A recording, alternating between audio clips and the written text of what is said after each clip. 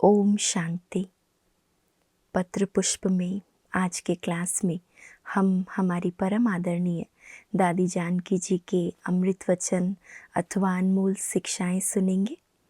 और दादी जी ने बहुत सुंदर क्लास कराया है कि जैसे बाबा हमारे सामने एक बहुत सुंदर एग्जाम्पल है, उदाहरण है। ब्रह्मा बाबा का जीवन ही जैसे हमारे लिए एक दर्पण के समान है।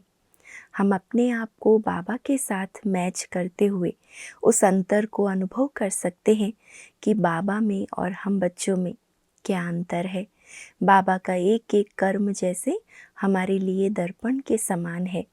तो दादी ने कहा ऐसे हम भी इतने ऊंच, इतने श्रेष्ठ, ऐसे उदाहरण मूर्त बने जो हमारे कर्म औरों के लिए दर्पण बन जाए। तो सुनते हैं दादी जानकी जी की अनमोल शिक्षाएं।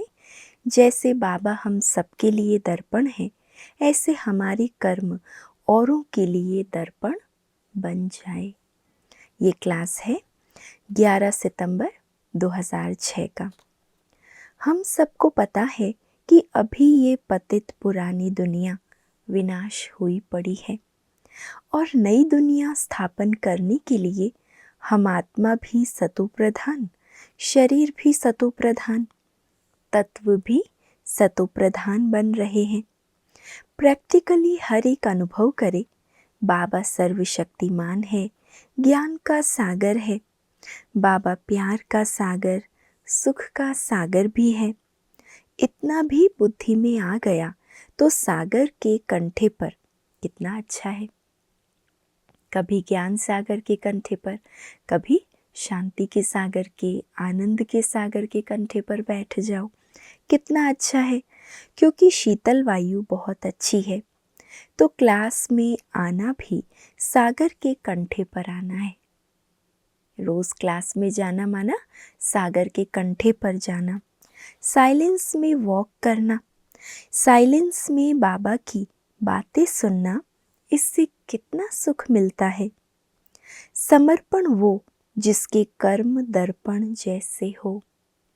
कितनी सुंदर डेफिनेशन दादी दे रही है। समर्पण वो जिसके कर्म दर्पण जैसे हो। हम सब के सामने बाबा हमारा दर्पण है।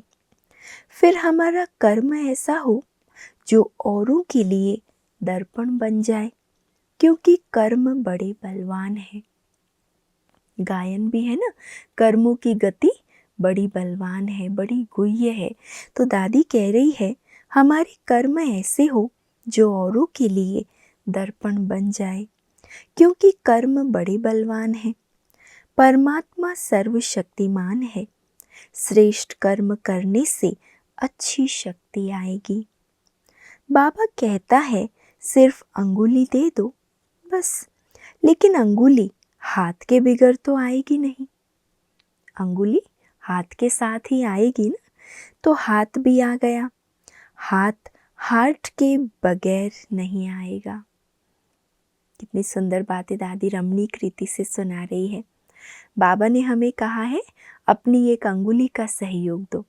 तो दादी कहती है अंगुली के साथ हाथ भी आएगा, और हाथ जुड़ा है हृदय से तो हृदय भी आ गया। होशियार है भगवान। फिर गले लगा लिया, अपना पूरी रीति से बाबा ने हमें बना लिया। लेकिन बुद्धि समर्पण होती है दिल से। दिल में सच्चाई नहीं है तो बुद्धि ठीक काम नहीं करती है। 8 शक्तियों में परखने की शक्ति नंबर 1 है। परख शक्ति नंबर 1। ये राइट है, ये रॉन्ग है, समेट लिया या समा लिया। जिसको परखने की शक्ति नहीं है वो जौहरी नहीं है, अनाड़ी है। जौहरी की आंख तेज हो, दृढ़ता की शक्ति हो और एक परमात्मा से प्यार हो। ज्ञान रत्नों का जो जौहरी होगा उसकी आंख तेज होगी, माना दूरदर्शिता विशाल होगी। दूसरा दादी कह रही है दृढ़ता की शक्ति हो, और तीसरा एक परमात्मा से प्यार हो। सौदा ऐसा हो, मेरे लिए ये ज्ञान रतन है, वैल्यू उसकी है। उन्हें परखने वाले हम बाबा के रत्नागर बच्चे हैं। उनसे फिर सेवा ऐसे होगी जैसे जादूगर। 1 सेकंड में क्या से क्या बन जाता है और क्या बना देता है। जादूगर क्या करता है, सेकंड का खेल दिखाता है। कल हम क्या थे, आज बाबा ने कैसा बना दिया। कल का आया हुआ बच्चा भी बदल जाता है। समझ लिया ना, ये ज्ञान रतन है। तो बाबा समझ के साथ परख शक्ति, परिवर्तन शक्ति, सब शक्तियाँ दे देता है। नीयत साफ, मुराद हासिल। सारी वैल्यू नीयत पर है। नीयत में दिल की भावना भी आती है, सच्ची है या नहीं है। कहते हैं इसकी नीयत ठीक नहीं है, संभालना।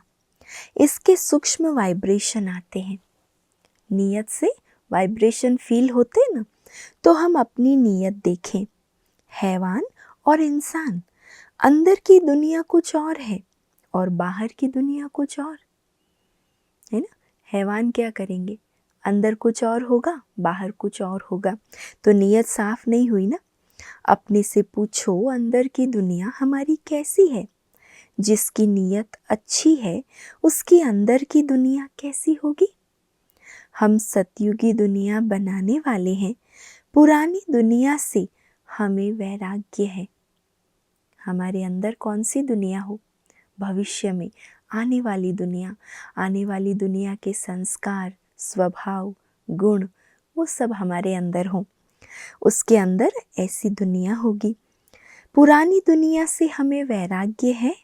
हम क्या देखें, बड़ी बड़ी बिल्डिंग्स है, उसमें है ही क्या। इस पुरानी दुनिया का दृश्य देखेंगे तो बड़ी बड़ी सुंदर सुंदर इमारतें बहुत दिखेगी, पर दादी कहती है इस पुरानी दुनिया की इन इमारतों में रखा क्या है, शीशा। गिरेंगे तो क्या होगा। वो दुनिया को क्या समझते हैं और हम दुनिया को क्या समझते हैं। ऐसी दुनिया में हम कैसे रहें। ऐसी दुनिया में धंधा भी करना है, बाल बच्चों को भी संभालना है। बाबा कहता है ऐसी दुनिया में रहते हुए निमित्त मात्र समझो, निमित्त मात्र रहो, किसी को अपना नहीं समझो। अपना समझ किसी में लगाव नहीं रखो। एक अपनापन होता है शुभ भावना, शुभ कामना वाला, कल्याण की भावना वाला, और एक अपनापन है लगाव वाला। तो दादी हमें वही अटेंशन दिला रहे हैं, इस दुनिया में रहते निमित्त होकर रहो, किसी को अपना नहीं समझो, लगाव नहीं रखो। ऐसे रहने से जिनके साथ रहेंगे उनका कल्याण होगा। हम कल्याण भाव से रहते हैं, बाकी और कोई भाव नहीं है। कौन सा भाव है, कल्याण की भावना है। कुछ नहीं चाहिए, अंदर से दिखाई पड़े इतना इसको वैराग्य है। हमें नहीं बोलना पड़े हम तो वैरागी हैं, त्यागी हैं, तपस्वी हैं, हमारा किसी में लगाव नहीं। नहीं, हमारी अवस्था, हमारा वाइब्रेशन औरों को महसूस कराए कि इनके अंदर कितनी वैराग्य वृत्ति है। देह के भान से परे अभिमान तो नहीं है, कोई दुख सुख का प्रभाव तो नहीं है। तो दुनिया में रहते पश्चाताप नहीं करना है। ऐसा नहीं पहले खा लो फिर रो लो। यहाँ तो पाप की दुनिया है, पीस का तो देवाला है, प्यार तो है ही नहीं, झूठ है। ऐसे में रहते उन्हों को बदलने के लिए रहो, और हमारे पास अंदर बहुत कुछ है उनको बदलने के लिए। इसका अभिमान नहीं है। हम जिनके कांटेक्ट में आते हैं, अगर उन्हें कोई प्राप्ति नहीं होती तो उल्टी सुल्टी बातें कर लेते हैं।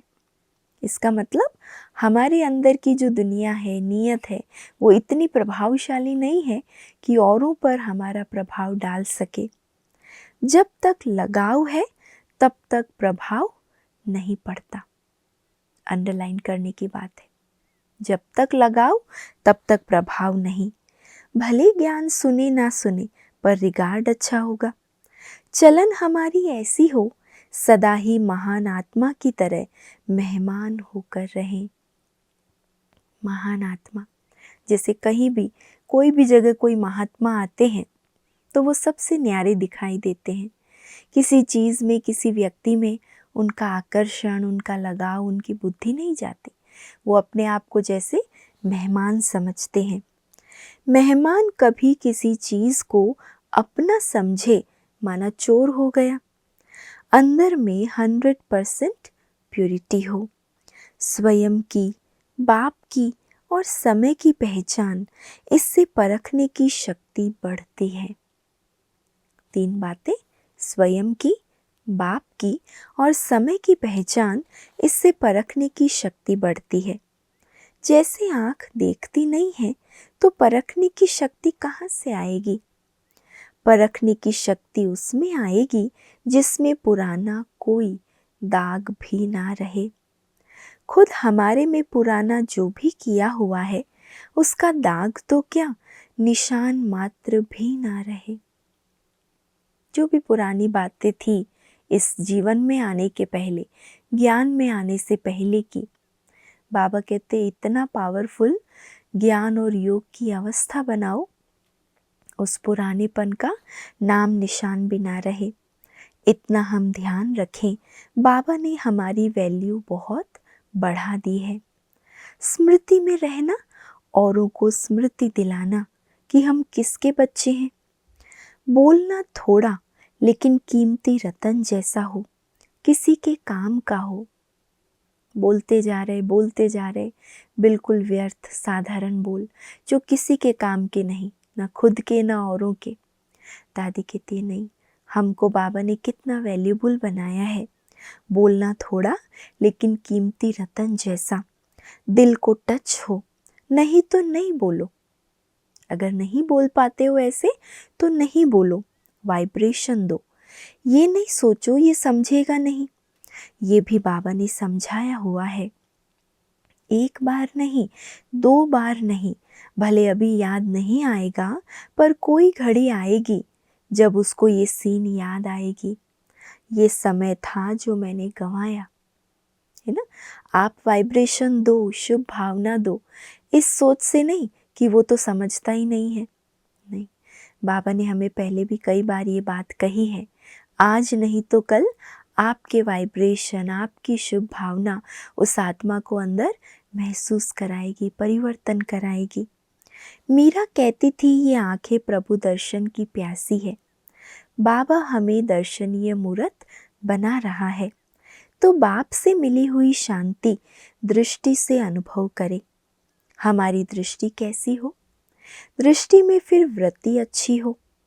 कभी भी किसी के प्रति मन में, दिल में कुछ रखा तो अपना दर्पण मैला हो जाएगा। फिर से सुनेंगे ये बात, दादी कह रही है, कभी भी किसी के प्रति मन में, दिल में कुछ भी रखा तो आपका जो मन रूपी दर्पण है वो मैला हो जाएगा। फिर अपने को ही नहीं देख पाएंगे कि मैं राइट हूँ या रॉन्ग हूँ। किसके प्रति भी मन में रखा या अपनी ही नेचर कुछ पक्की रखी तो दर्पण मैला। तो अपने आप को, स्वयं को देखने के लिए दर्पण हो, पर आँख ना हो तो। मान लीजिए एक बात हुई, दादी ने कहा दर्पण है पर दर्पण ही मैला है, तो भी नहीं देख पाएंगे कि राइट है या रॉन्ग है। दूसरी बात दादी कह रही है, दर्पण है, साफ स्वच्छ दर्पण, लेकिन देखने के लिए आंखें नहीं हैं, तो भी नहीं देख सकते। आँख हो, दर्पण ना हो तो। इसीलिए पहले दर्पण साफ रखो, दूसरों को देखते हैं तो मैला होता है। हमारा मन रूपी दर्पण जब हमारे मन की आंखें औरों को देखती है तो मैली होती है और देख नहीं पाते। पहले खुद को साफ करो तो समर्पण माना जिसके कर्म औरों के लिए दर्पण का काम करे, वो भी समझ आए कि मुझे इतने अच्छे कर्म करने हैं। ओके, दादी कह रही है ठीक है, समझ में आई जो भी दादी ने शिक्षाएं दी हमें। कितनी अनमोल शिक्षाएं, कितनी गहरी गहरी बातें दादी ने इशारों के रूप में हमें दी। अच्छा, ओम शांति।